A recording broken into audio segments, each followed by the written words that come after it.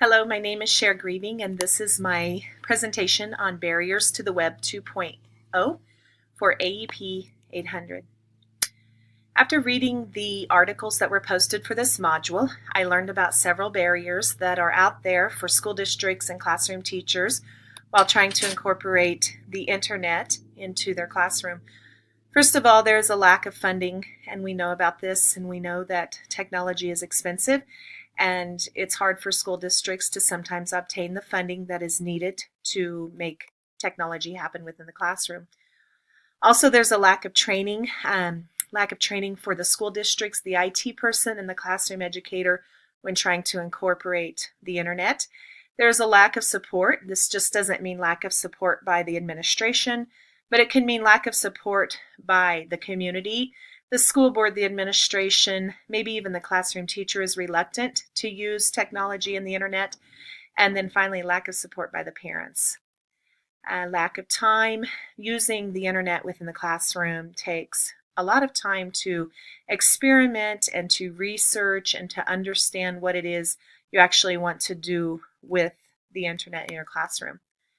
And just the fear of the unknown. Many classroom educators did not grow up using devices. They did not go to college and use a device. Therefore, the fear of the unknown is prevalent, and it's hard for older educators to understand the importance of utilizing technology and the internet within the classroom, just because they don't know. Can the digital divide be resolved? I feel like yes, it can be. The digital divide can be resolved within the school district, and it should be, because school districts have the responsibility to introduce the web and utilize it in their classrooms. These students are going to grow up in the 21st century where technology is very much an important part of their everyday lives and everyday life skills.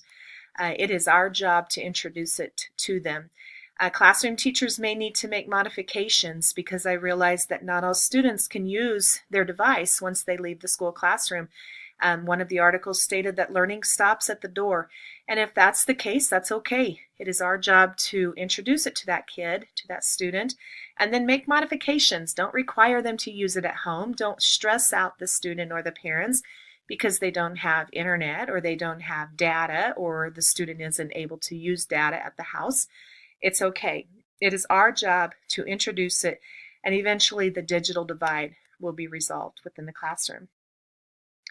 How can technology increase the 21st century skills? The 21st century skills are really stressed in Kansas and are becoming or are part of our curricular standards according to KSDE. And we're asked to teach these skills probably because the children that are growing up with broken homes or foster homes or parents not living with the child, they're just not learning some of these skills. Can technology increase the ability to communicate? Yes, it is. Yes, it can.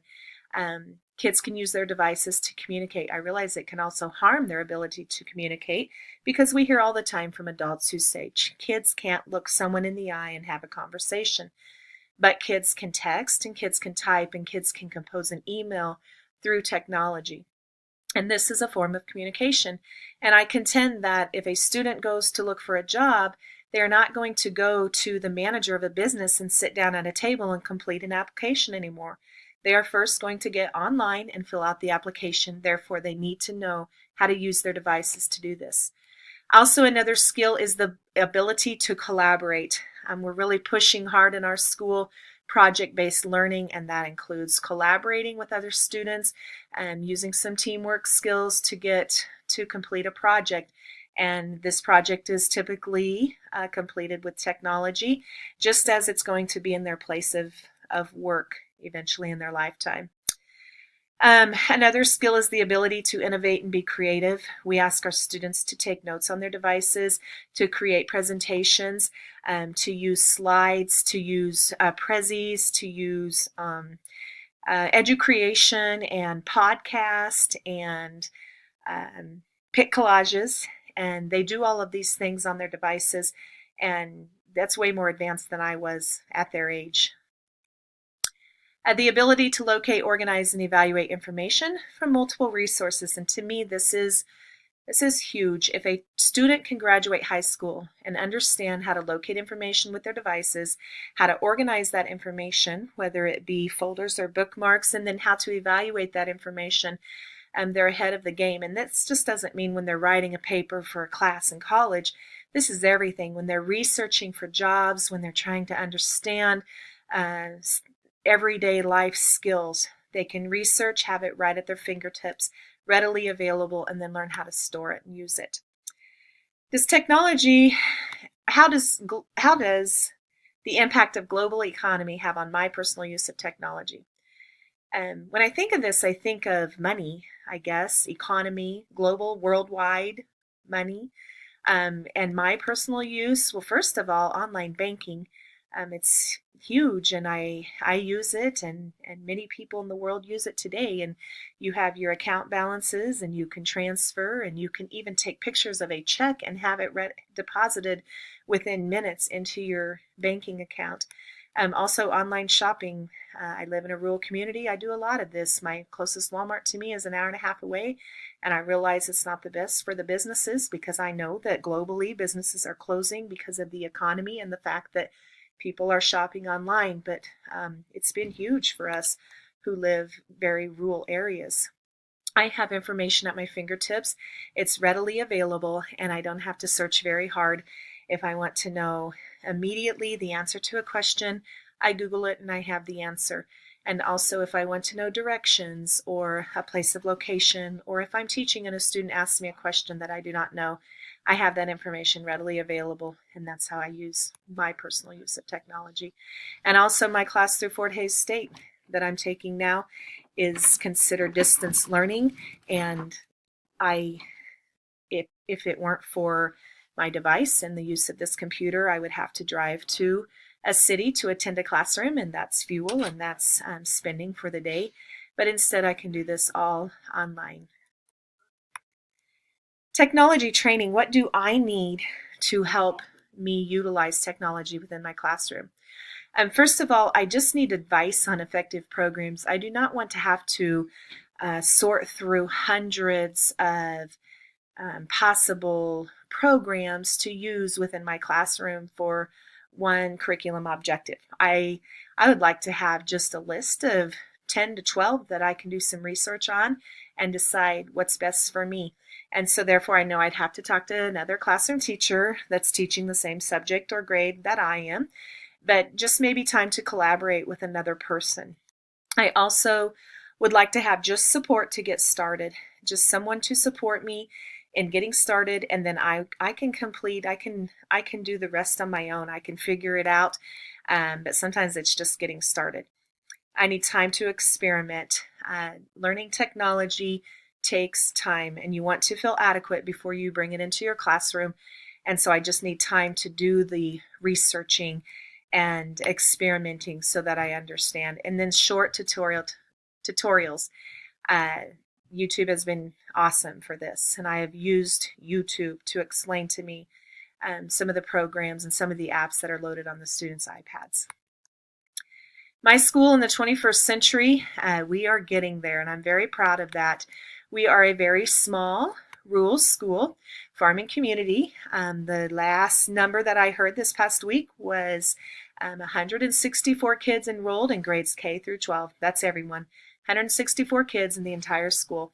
And we have one-to-one devices for K through 12 students. We have iPads for K through 8 students, and we have MacBook Airs for our 9 through 12 students.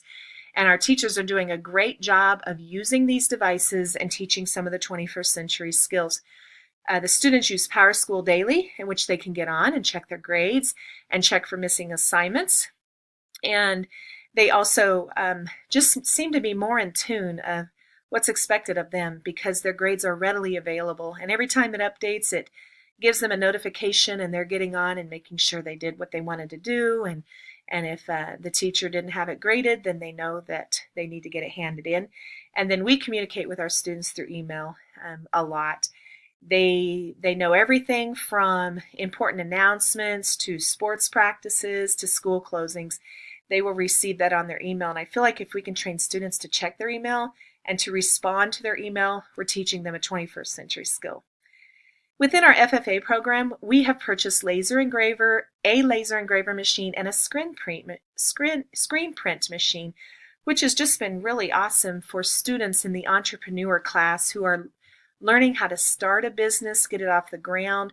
Now they're taking orders for certain products, and they are selling their products, and they created all of the prizes for the recent county fair, and now they're making the t-shirts for the sports teams in our school. They take a lot of pride in this, and I believe that this is definitely a 21st century skill. We also have an applied math curriculum. The students currently are using an automatic watering device in which there is a sensor in the plant, and the sensor tells the computer that it's time to water, and the computer starts up the pump and it automatically waters the plant in the classroom. They also are learning through circuit boards and building replica models of awesome buildings in the world. The latest was the Arch in St. Louis, Missouri.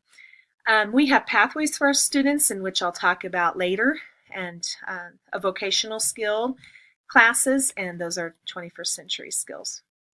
So what are the advantages of these innovative practices within the classroom? First of all, we are Google-based, and we really impress upon our students the importance of docs so that they can not only work on their assignment at school, but they can get on at home and continue working on docs.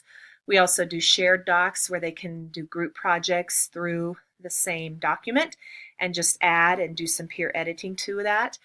We often have students create presentations in their slides, and then most of our teachers at the junior high level are using Classroom.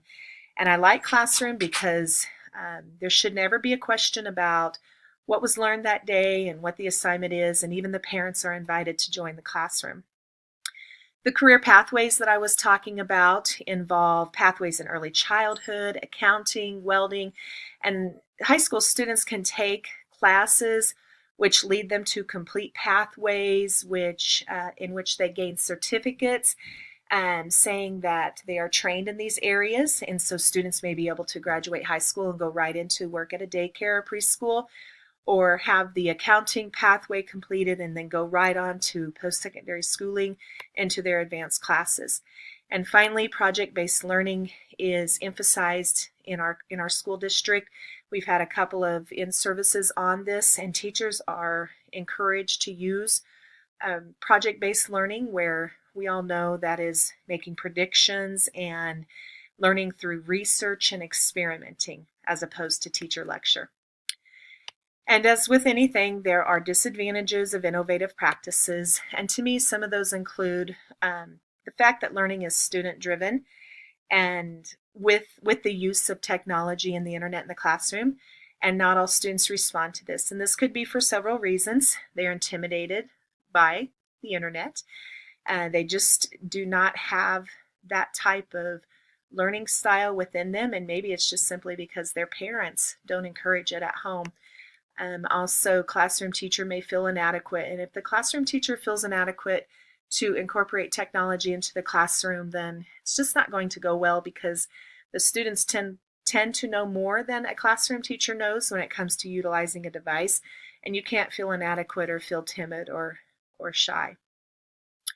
Parents may not come on board, and this happens a lot. If a parent does not use a device at home for their own personal use, they probably aren't going to support the fact that their students are using devices in the classroom.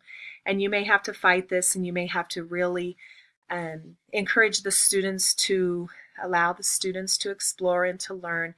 And it's probably just because they feel very timid and intimidated with the use of devices.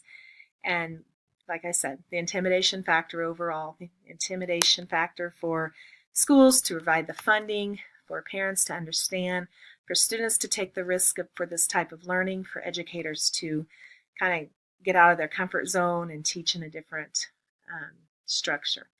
That's all I have. Thank you.